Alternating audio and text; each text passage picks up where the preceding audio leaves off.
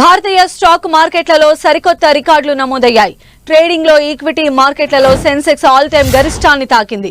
75,000 పాయింట్ల వద్ద కీలక బెంచ్ మార్క్ ను టచ్ చేసింది. నిఫ్టీ 22,700 మార్క్ దగ్గర ట్రేడ్ అయింది. ఇదే సమయంలో ఇన్వెస్టర్ల సంపద 2,52,000 కోట్లకు పెరిగింది. బీఎస్సీ మార్కెట్ క్యాప్ 400 లక్షల కోట్లను అధిగమించింది. సెన్సెక్స్ లో Nestle India, UltraTech cement, Tata Motors, TCS, Infosys, Wipro, ICICI bank లాభాల్లో దూసుకెళ్లాయి. టెక్ మహీంద్రా, ఇండస్ఇండ్ బ్యాంక్ నష్టాలను చవిచూశాయి. నిఫ్టీలో Shriram finance, doctor Reddy's, Adani ports top 5 లో ట్రేడ్ అయ్యాయి. మెటల్, రియాలిటీ, ఐటీ ఇండెక్స్లు లాభాల బాటలో వెళ్లాయి. అంతర్జాతీయ మార్కెట్ల నుంచి పెద్దగా మద్దతు లేకపోయినప్పటికీ సానుకూల సంకేతాల అంచనాలు, విదేశీ ఇన్వెస్టర్ల కొనుగోళ్లు, దేశీయంగా కీలక రిలయన్స్, యాక్సిస్ బ్యాంక్ సహా పలు కంపెనీల షేర్లలో ర్యాలీ సూచీలకు కలిసొచ్చింది.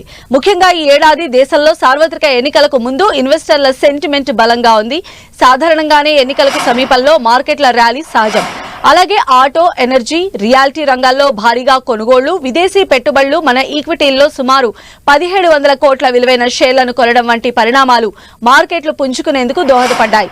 అలా దేశీయ స్టాక్ మార్కెట్ల రికార్డుల జైత్ర యాత్ర కొనసాగుతోంది. మదుపర్ల సంపదగా పరిగణించి బీఎస్సీలోని నమోదిత సంస్థల మొత్తం మార్కెట్ విలువ చరిత్రలోనే తొలిసారిగా 400 లక్షల కోట్ల మైలురాయిని అధిగమించింది. బీఎస్సీ సెన్సెక్స్ లావాదేవీలు 1986లో ప్రారంభమయ్యాయి.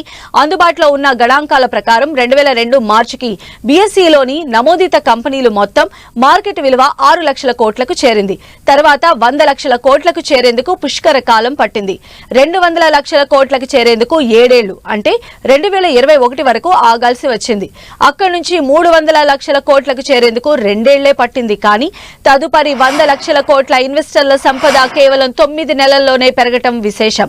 దీన్ని బట్టి అర్థం చేసుకోవచ్చు స్టాక్ మార్కెట్లు ఏ రేంజ్ లో దూసుకెళ్తున్నాయో.